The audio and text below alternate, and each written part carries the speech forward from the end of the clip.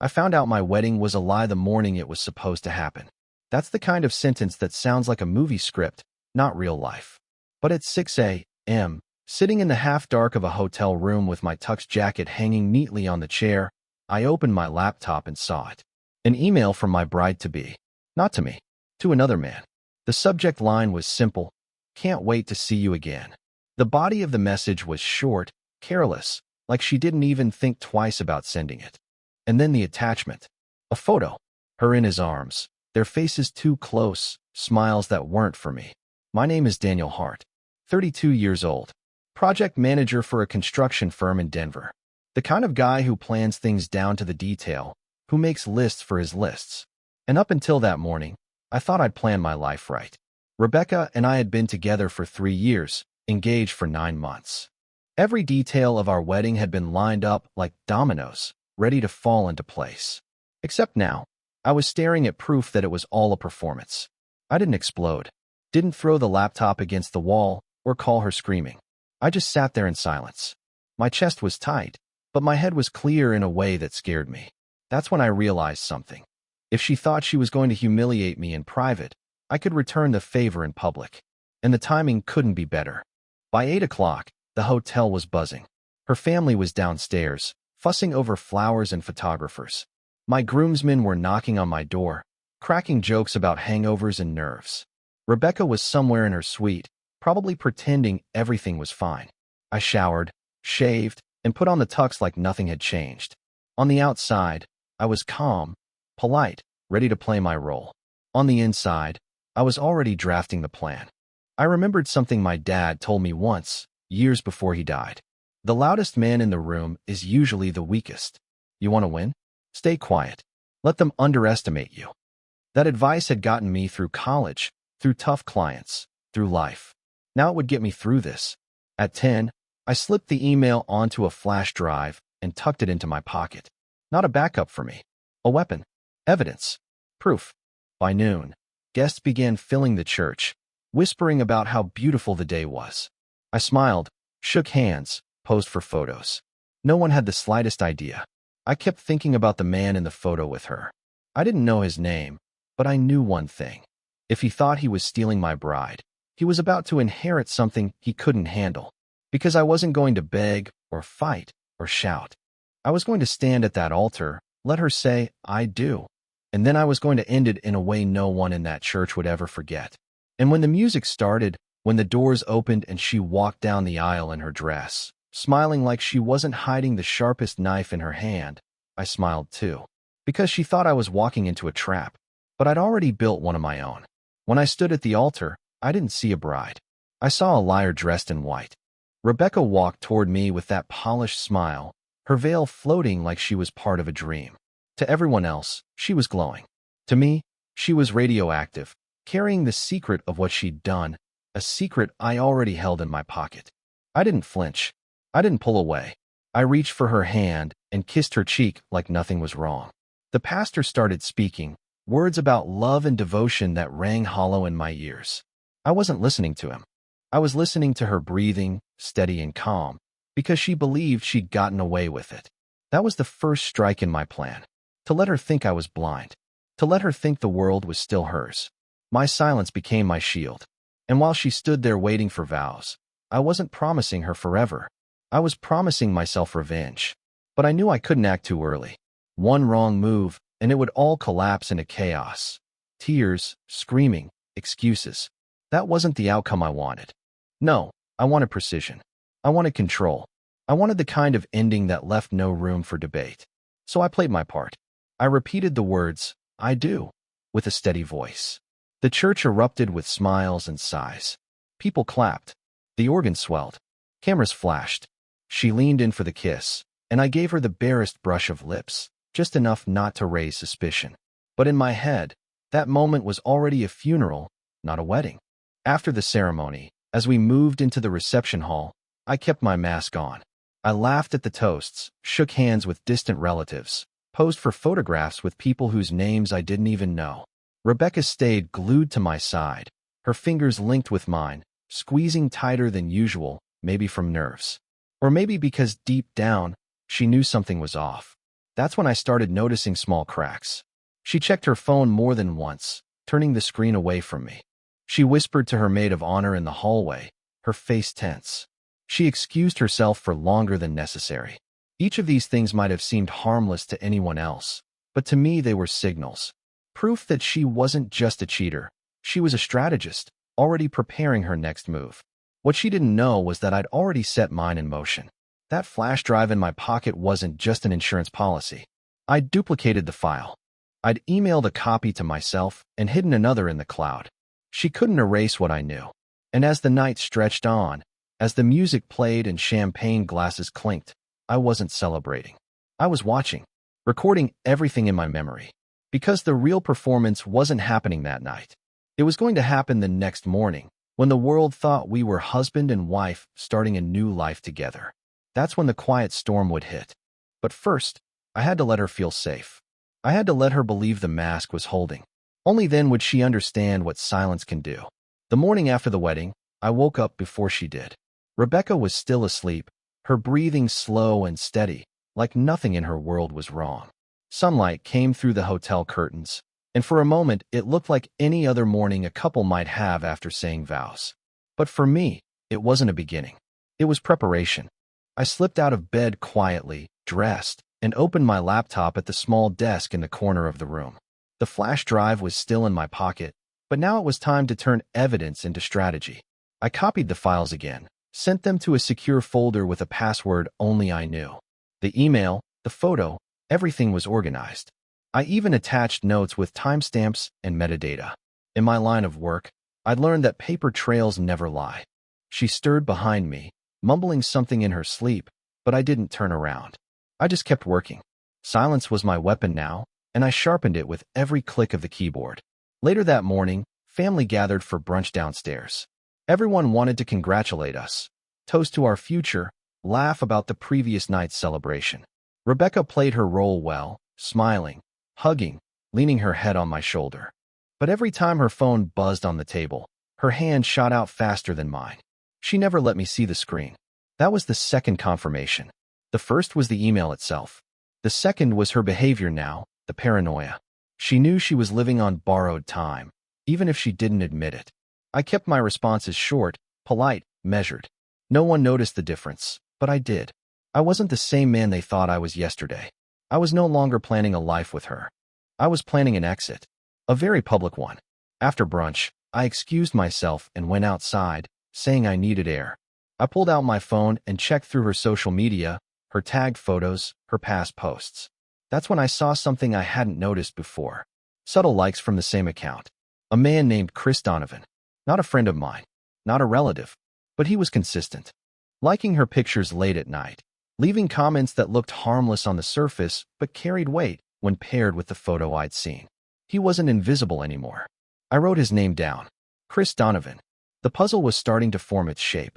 By afternoon, Rebecca suggested we take a drive, just the two of us, to breathe after the chaos of the wedding. She wanted to act like newlyweds. I agreed without hesitation. We drove out of the city, windows down, her hand resting on mine across the console. She looked at me with soft eyes, but I didn't return the look. I was studying her. Every word, every glance, every nervous flicker of her eyes told me what I needed. She thought she had time. She thought I was blind. She thought she could manage this double life. But I had already shifted into something else. I wasn't her husband. I was her shadow, following her every move, documenting it all, and waiting for the exact moment to show her what silence can do when it finally speaks. By the end of our so-called honeymoon weekend, Rebecca was restless. She smiled for photos, laughed in restaurants, held my hand in public, but I could see the unease in the way she checked her phone. Always quick, always guarded. She thought she was covering her tracks, but the harder she tried, the more obvious it became. I didn't confront her. That would have been too easy, too loud. Instead, I began creating distance while pretending nothing had changed. I let her feel the weight of my silence. Silence has a way of pressing against someone's chest until they can't breathe. She didn't know it yet, but she was already starting to suffocate. On the third night, I stayed up late, working quietly in the hotel room while she slept. I pulled open her laptop bag, left carelessly by the desk. Passwords were never her strength. Within minutes, I was inside her inbox, scrolling through threads. Buried beneath spam and family emails was what I expected, more messages to Chris Donovan. Short lines, but filled with intimacy. One read, "Can't wait until this is all over. Then we can finally be together without hiding." Another included hotel details from a week before the wedding. She had used our engagement party as cover. I copied everything. Attachments, threads, even deleted drafts. Evidence has no value unless it's undeniable, and I was building a file so heavy it would crush her excuses before she could speak them. The next morning, she asked if something was wrong. Her voice was too casual, her eyes searching mine for cracks. I told her everything was fine, and that was when I noticed the first flicker of panic. Because fine is a dangerous word.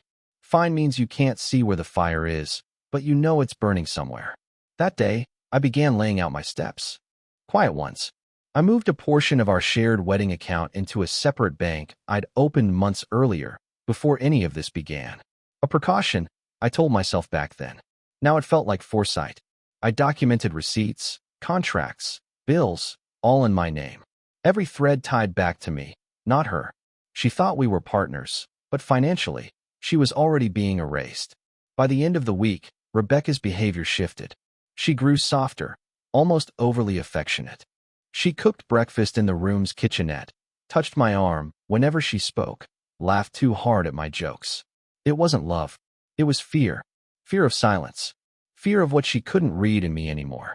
I kept my responses steady. Nods, short words, polite smiles. The quieter I became, the louder her anxiety grew. She started asking where I was going, when I'd be back, who I was meeting. The irony wasn't lost on me. The woman who built her world on secrets was suddenly afraid of mine. She thought she had control, but she didn't see what was happening. I was tightening the glass around her, one quiet inch at a time. And when it shattered, she'd be the only one cut. By the time we returned from the honeymoon, Rebecca was showing cracks she couldn't hide. She was exhausted from pretending, and I could see the fear settling in her eyes every time my phone buzzed. She didn't know what I knew, and that uncertainty was the weight pressing down on her shoulders. I made sure she never got relief from it. At work, I was methodical. I kept my files secure, made discrete copies of everything connected to our marriage. Bank accounts, emails, property records. I wasn't preparing for a divorce. I was preparing for exposure. There's a difference. Divorce is private. Exposure is permanent. Rebecca called me during lunch one afternoon, her voice too bright, too forced. She asked how my day was going, when I'd be home. I told her I'd be late. She went silent for a moment, then said she'd make dinner. That was her new move, domestic gestures to cover the guilt. But silence eats through gestures like acid. No matter what she tried, she couldn't erase the fact that I wasn't speaking the way I used to. That night, she burned the chicken. It wasn't like her to forget details. She laughed it off, blamed the oven, but her hands shook when she poured the wine. I sat across from her, nodding, chewing quietly, letting the tension grow between us like a second guest at the table. She filled the silence with small talk, random chatter about the neighbors, about work, about the weather. But every sentence was just noise bouncing off my comm. I'd already taken the next step that afternoon. I'd contacted a friend of mine, Jason, a lawyer I'd known since college. I didn't explain the whole situation. I didn't need to. I only asked him a question. How do you secure assets quietly before a marriage collapses? His answer was direct. Shift ownership of anything you can, as fast as you can, and keep a record of every move. I already had the records. All I needed was timing. Rebecca didn't know Jason existed. She didn't know about the new accounts or the duplicate files. And she didn't know that I had printed the email, the photo, and tucked them into an envelope that now sat in my desk at the office. Evidence sealed and ready. Over the next week, I invited her family for dinner at our place. She thought it was a gesture of love, of building bridges. In reality, it was my way of creating witnesses. I watched her carefully all evening. Every glance she gave me, every nervous twitch when her phone buzzed in her pocket. Her parents thought everything was perfect. I wanted them to, because when the truth came out, they would remember these dinners, these smiles, this performance. And they would know she was the one wearing the mask, not me.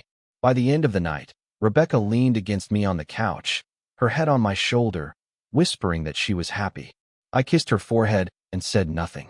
She closed her eyes, but I could feel the tremor in her breathing. She was starting to understand. Silence wasn't absence. Silence was power. And it was all around her now, tightening like a noose she couldn't see. Rebecca started talking more than ever. At first it was small things, asking about my day, filling the room with chatter about work, about friends, about how she wanted us to plan a trip in the fall.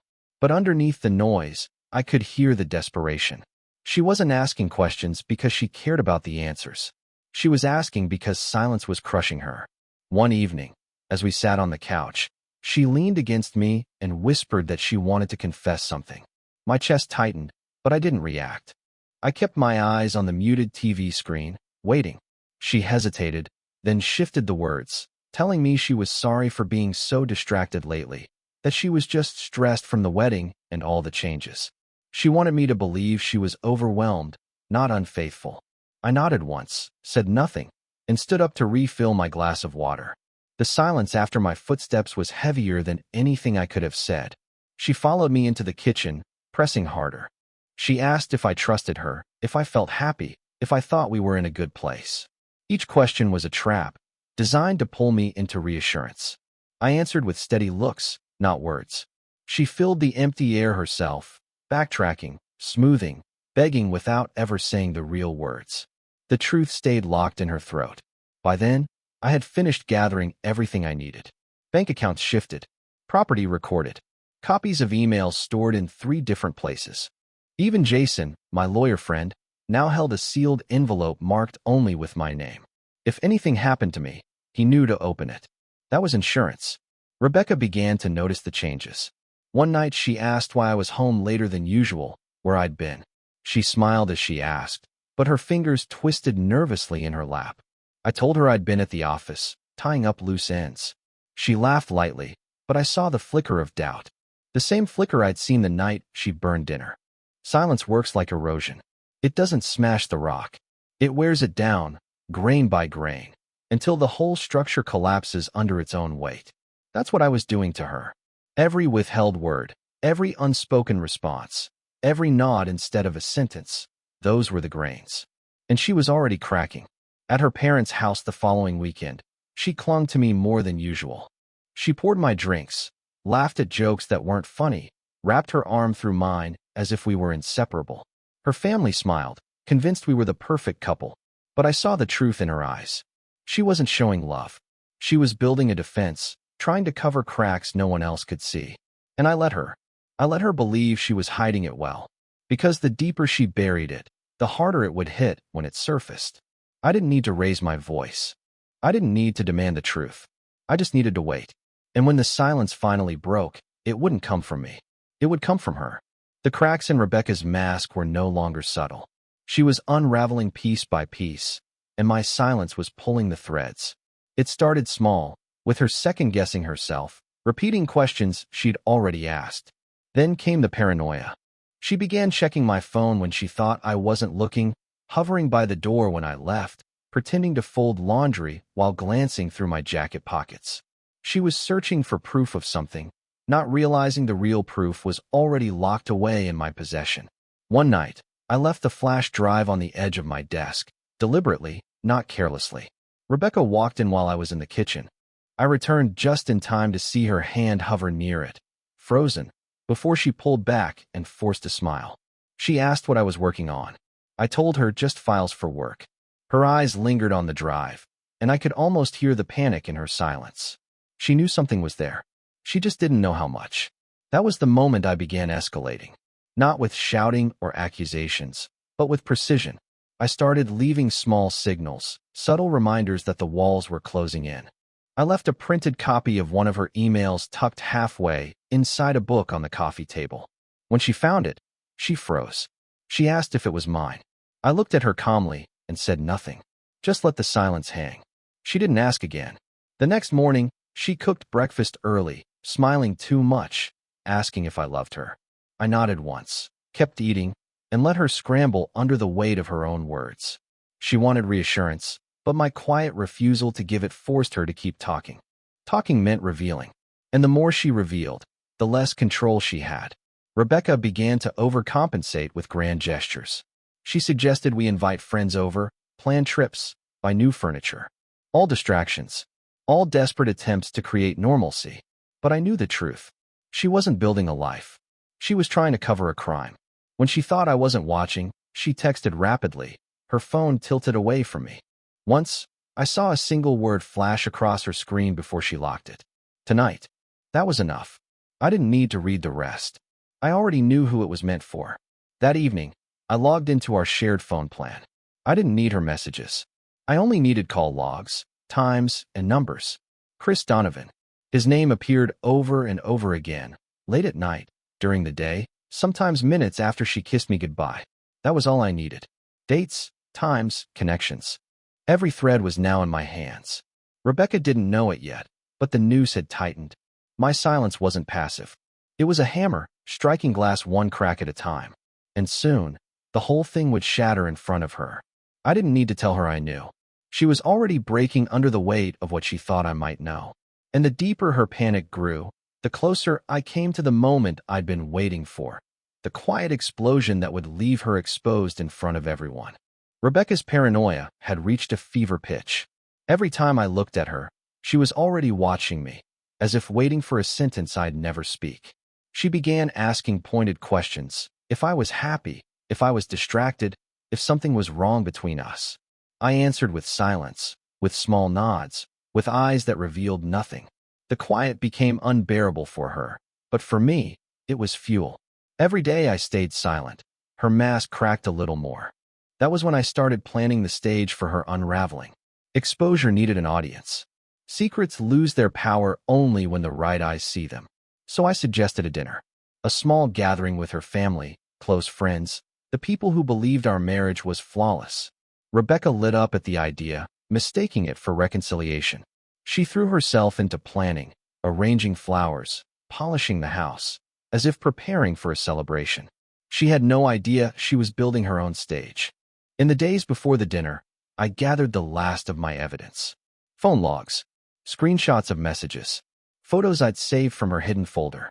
Everything neatly compiled into a drive that I kept in my jacket pocket. I wasn't going to shout, accuse, or argue. I was going to let the evidence speak for me. I was going to let her silence herself. The night arrived. Our dining room filled with laughter, clinking glasses, Rebecca moving gracefully among the guests. She looked radiant, the perfect host, the perfect wife. But I could see the way her eyes flicked toward me whenever I wasn't watching. She was searching for clues, for signals, terrified of shadows she couldn't name. At the table, her father raised a toast about how proud he was of us, how certain he felt that our future would be strong. I nodded, smiled, but said nothing. Rebecca beamed at me, but I could see her hand trembling as she lowered her glass. Silence again. The kind of silence that hollows out the ground beneath your feet. After dessert, I stood. The room grew quiet, expecting a speech. Rebecca looked up at me with cautious eyes, her smile frozen in place. I thanked everyone for coming, for supporting us, for being part of our lives. My voice was calm, steady, deliberate. Then I placed a small black box on the table. It wasn't a gift. It wasn't jewelry. It was the flash drive. I slid it across the polished wood until it rested in front of Rebecca. Her face drained of color. She tried to laugh, to ask what it was, but her voice faltered. I didn't answer. I just held her gaze, silent, waiting. The weight of that moment pressed on every person in the room. They didn't know what was in the box, but Rebecca did. She knew exactly what it held.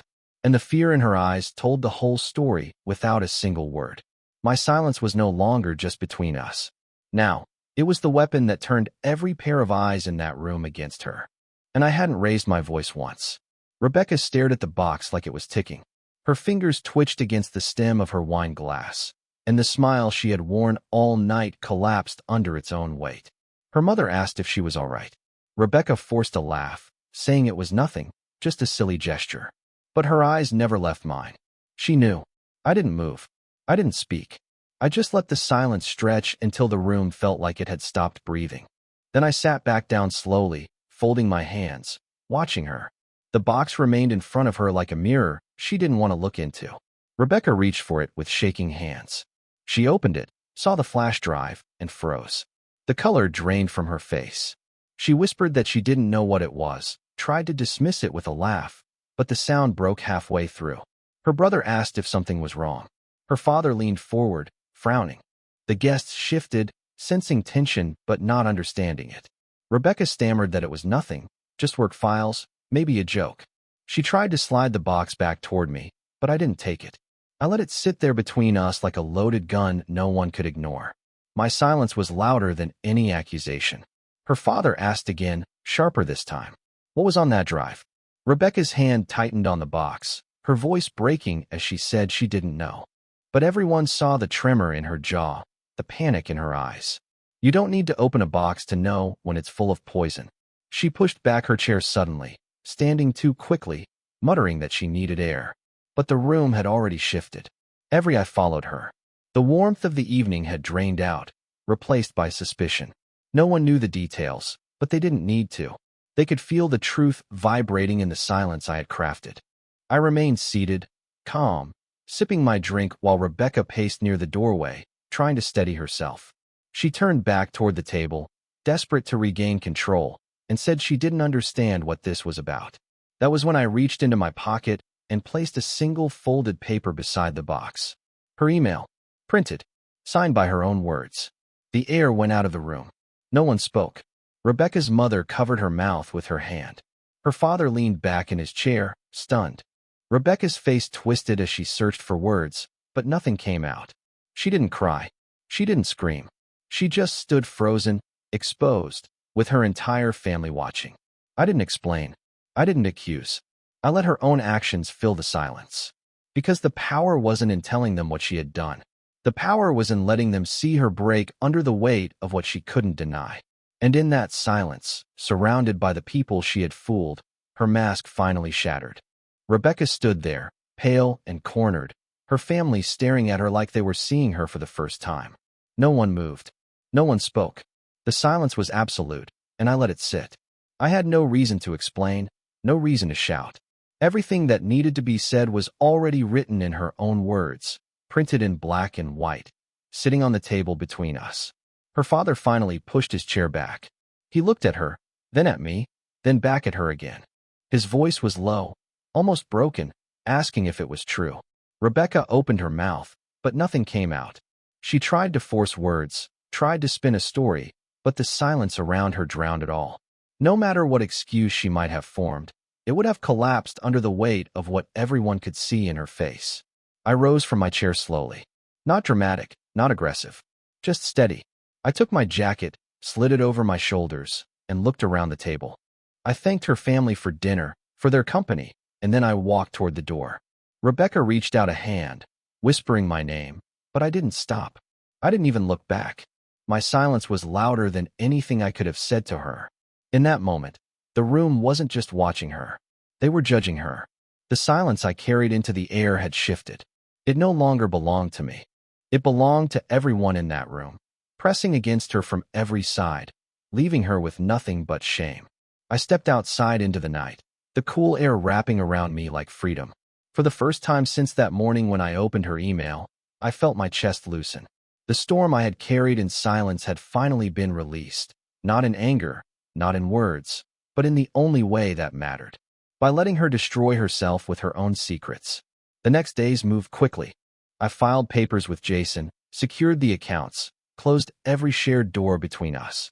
Rebecca tried to call, tried to text, but silence was the only answer she received. Her family reached out too, some in shock, some apologizing, but I didn't need their words. I wasn't angry anymore. I wasn't broken. I was finished. I left the house, left the memories, left the weight of her lies behind. I rented a small place downtown, clean walls, no photos, no shadows of what had been. At night, I slept without dreams, without her voice in my head. Silence followed me there too, but this time it wasn't heavy. It was calm. It was mine. Some men fight with fists, some with words. I fought with silence. And in the end, silence took everything from her and gave me back everything I'd lost. I never raised my voice. I never begged. I never explained. I just walked away. And when I closed the door on her, I didn't just end a marriage. I ended the game. Because some endings don't need noise. Some endings only need silence. Support the channel by liking, commenting, and subscribing. I promise even more interesting stories.